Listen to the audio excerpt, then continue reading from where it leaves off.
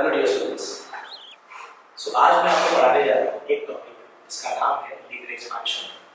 जैसे कि आपको पता होगा एनसीईआरटी के अनुसार जो एक चैप्टर है जिसका नाम है थर्मल प्रॉपर्टीज ऑफ मैटर, उसके अंदर यह एक पूछा जाने वाला टॉपिक है। थर्मल एक्सपेंशन के अंदर ये जो थर्मल प्रॉपर्टीज के बारे में जब बात होती है, एग्जांपल के तौर पे दो प्रकार के स्पेसिफिकली सॉलिड्स माने जाते हैं। एक प्रकार का सॉलिड जो होता है उसे कहा जाता है आइसेंट्रोपिक सॉलिड और दूसरे सॉलिड को कहा जाता है अनआइसेंट्रोपिक सॉलिड।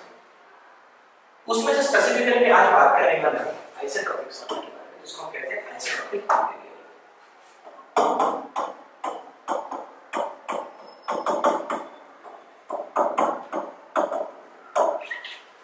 आइसेंट्रोपिक मटेरियल को अगर आप थोड़ा भी गर्मी हीट अगर प्रोवाइड करें तो आपको एक बात दिख जाएगा कि वो एक्सपांड होना चालू कर देते हैं। एग्जांपल के तौर पे आपने बहुत बार देखा होगा, अगर आपने रेलवे में अगर कहीं पे एक जगह से दूसरी जगह तक ट्रैवलिंग किया है तो आपको दिखा होगा रेल के पटरियों के बीच में छोटे-छोटे 1 या 2 सेंटीमीटर के गैप्स आपको दिख रहे हैं। एक्चुअली वो गैप जानबूझ के रखे जाते हैं क्योंकि इवेंचुअली जब गर्मी का सीजन आता है उस वक्त आप देख सकते हैं उसके बीच में जो गैप होता है जो कि पहले 2 सेंटीमीटर 1 सेंटीमीटर का था वो अभी कंप्लीटली फिल हो चुका है समर के टाइम। तो एक्चुअली होता क्या है उस मैकेनिज्म को समझना है। तो जो रेल का पटरी है वो एक्सपांड हो रहा है, लेकिन अगर मान लीजिएगा अगर मैंने इस वुड का एग्जांपल दिया या किसी भी एक प्लास्टिक का या अदर सब्सटेंस का एग्जांपल लिया जो एक्सपांड नहीं होते उन वाले मटेरियल को अनआइसेंट्रोपिक मटेरियल कहा जाता है। तो स्पेसिफिकली मैं आज बात करने वाला हूं आइसेंट्रोपिक मटेरियल्स के बारे में। तो ये जो टॉपिक है ये आता है थर्मल एक्सपेंशन के अंतर्गत। तो आइए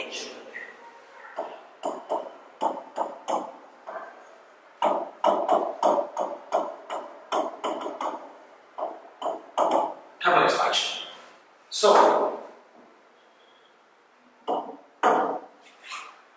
अगर मैं एग्जांपल पकड़ता हूं किसी भी लेंथ का, जैसे कि हमें पता है मान लीजिए कोई एक छोटा रॉड है, मान लीजिए रॉड जो है किसी एल इनिशियल लेंथ का। एल इनिशियल लेंथ मतलब स्टार्टिंग में शुरुआत में उसका कुछ एक लेंथ था। मान लीजिए उसको टेंपरेचर जो था वो टी इनिशियल होगा। एग्जांपल के तौर पर हम बहुत बार देख सकते हैं कोई भी रॉड है, मान लीजिएगा normal initial temperature normal temperature, इस टेंपरेचर में किसी रॉड को रख दो तो उसका एक लेंथ होगा। लेकिन अगर मैं उसको फर्नेस में डाल दूं, हाई टेंपरेचर पे गर्म करने के लिए छोड़ दूं, उसका लेंथ बढ़ जाएगा। दरअसल हुआ है कि अगर मैं टी इनिशियल से टी फाइनल तक अगर टेंपरेचर बढ़ा दूं तो आप देख सकते हो उसका जो लेंथ रहेगा कंपैरेटिवली पहले से थोड़ा बढ़ जाएगा। आप कह सकते हो बहुत ज्यादा बढ़ेगा, नहीं। आप सोचिए 20 मीटर के पटरी के एक्सपांशन होने के बाद में वो 2 सेंटीमीटर का लेंथ बढ़ रहा है, इसलिए तो 2 सेंटीमीटर का गैप रखा गया है।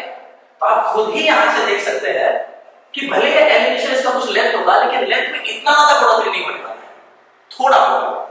तो अब जो लेंथ हमें मिलता है इस लेंथ को हम कहते हैं एल फाइनल लेंथ। तो बहुत बार आपको एग्जाम में क्वेश्चन पूछा जाता है, हम ये तो समझ पा रहे हैं यहां से कि लेंथ बढ़ा, लेकिन क्वेश्चन ये आएगा लेंथ कितने से बढ़ा। अगर बढ़ा है तो कितने सेंटीमीटर में बढ़ा है, कितने मीटर में बढ़ा। तो ये अगर हमें जानना है इसलिए हमें बेसिक फार्मूला तो डिराइव करना ही पड़ेगा। तो आइए सबसे पहले इसका फार्मूला क्या है और फार्मूला कहां से आया इस चीज के बारे में बात करते हैं। तो जो इंक्रीजिंग लेंथ होगा या चेंज इन लेंथ होगा इसे हम कहते हैं चेंज इन लेंथ। तो ये जो चेंज इन लेंथ है इसकी वैल्यू क्या होगी हम सबसे पहले बात करेंगे। अब सबसे पहले मेरा आपसे बेसिक क्वेश्चन है जो लेंथ में जो बढ़ोतरी हुई है, दरअसल इस लेंथ में बढ़ोतरी होने के पीछे कारण कौन था। हम कहेंगे सर पहले तो इनिशियल टेंपरेचर हाई था, इनिशियल टेंपरेचर था, आगे जाके तो टेंपरेचर बढ़ा है। तो अगर टेंपरेचर बढ़ा है तो चेंज इन टेंपरेचर तो जिम्मेदार है उसकी लेंथ के बढ़ने के पीछे। तो इसी नाते में ये कह सकता हूं L final मतलब L initial is directly proportional to change in temperature, मतलब कि T final minus T initial, ये हम डायरेक्टली कह सकते हैं। अब सेकंड चीज सबसे इंपॉर्टेंट चीज, अगर L final minus L initial is directly proportional to T final minus T initial है तो क्या बस ये अकेला ही फैक्टर है उस लेंथ के बढ़ने के पीछे? तो ऐसा नहीं है। एक्चुअली टेंपरेचर के साथ और एक इंपॉर्टेंट फैक्टर आता है, उसे समझाने के लिए मैं आपको छोटा सा एग्जांपल देना पसंद करूंगा। एग्जांपल देता हूं, अगर मान लीजिए मेरे पास एक आयरन का छोटा रॉड था, मैंने मेटल आयरन पकड़ा है, मैं सिमिलर मेटल पकड़ूंगा, आयरन मेटल है मान लीजिएगा, और उसका छोटा सा रॉड है, और उसके कंपैरिजन में मैं बहुत बड़ा रॉड है, ये भी आयरन का रॉड ही है। इन दोनों रॉड को मैंने एक ही टेंपरेचर पर रखा। एग्जांपल के तौर पे मान लीजिए मैंने यहाँ पे एक छोटा रॉड रखा और उसी के साइड में मैंने बड़ा रॉड रखा। अब दोनों को मिलने वाला टेंपरेचर सेम टेंपरेचर, लेकिन इवेंचुअली जब मैं दोनों का टेंपरेचर बढ़ाऊंगा, दोनों को सेम टेंपरेचर से बढ़ाऊंगा, उस वक्त आपको दिखेगा इसका लेंथ कुछ कितना बढ़ेगा, तो इसका लेंथ कुछ कितना बढ़ेगा। आप देख सकते हैं ये भी तो लेंथ में बढ़ोतरी है और ये भी तो लेंथ में बढ़ोतरी है, लेकिन ऐसा क्यों हुआ कि सेम टेंपरेचर पर दोनों को गर्म करने के बावजूद इसका इंक्रीज इन लेंथ कम है इसके कंपैरेटिवली। इसका मतलब बस और बस change in temperature he factor नहीं है जिससे लेंथ बढ़ती है, उसके पीछे और एक फैक्टर आएगा, वो होगा ओरिजिनल लेंथ। इसकी ओरिजिनल लेंथ, इसकी इनिशियल लेंथ और इसकी इनिशियल लेंथ के कंपैरेटिव इसको मैं L इनिशियल 1 और इसको मैं L इनिशियल 2 कहूंगा। तो आप देख सकते हैं L इनिशियल 2 कंपैरेटिवली बड़ा है L इनिशियल 1 से। इस कारणवश आप देख सकते हो यहां पर जो मिलने वाला चेंज लेते हैं वो ज्यादा मिलेगा। तो अब हम जानते हैं सबसे पहला हमने फैक्टर क्या देखा, सबसे पहला हमने ये देखा था कि L final minus L initial is directly proportional to T final minus T initial. अभी आगे मैंने आपको दूसरा फैक्टर बताया। क्या है आपका दूसरा फैक्टर? आपका दूसरा फैक्टर ये कहता है कि यही इंक्रीज इन लेंथ या फिर change in length directly proportional है इनिशियल लेंथ के। मतलब बस एक फैक्टर उसकी लेंथ को बढ़ाने के पीछे जिम्मेदार नहीं है बच्चों, उसकी लेंथ बढ़ाने के पीछे दरअसल दो फैक्टर जिम्मेदार हैं। पहला तो चेंज इन टेंपरेचर, दूसरा उसका ओरिजिनल लेंथ। अगर इन दोनों का जोड़ करेंगे तो देखिए हमें क्या मिलता है, L final plus L initial is directly proportional to, क्या मैं L इनिशियल और T final minus T initial लिख सकता हूं? ऑब्वियसली मैं लिख सकता हूं।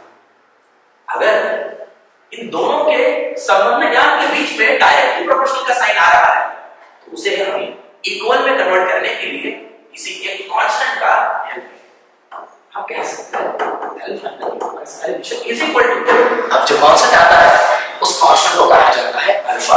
दरअसल जरूरी नहीं है कि हम उसे अल्फा ही कहें, लेकिन यूजुअली हम अल्फा ही यहां पर कंसीडर करते हैं।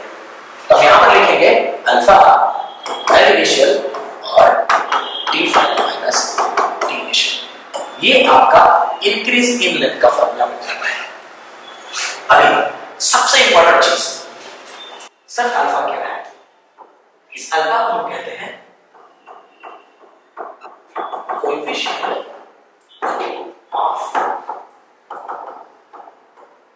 Linear expansion.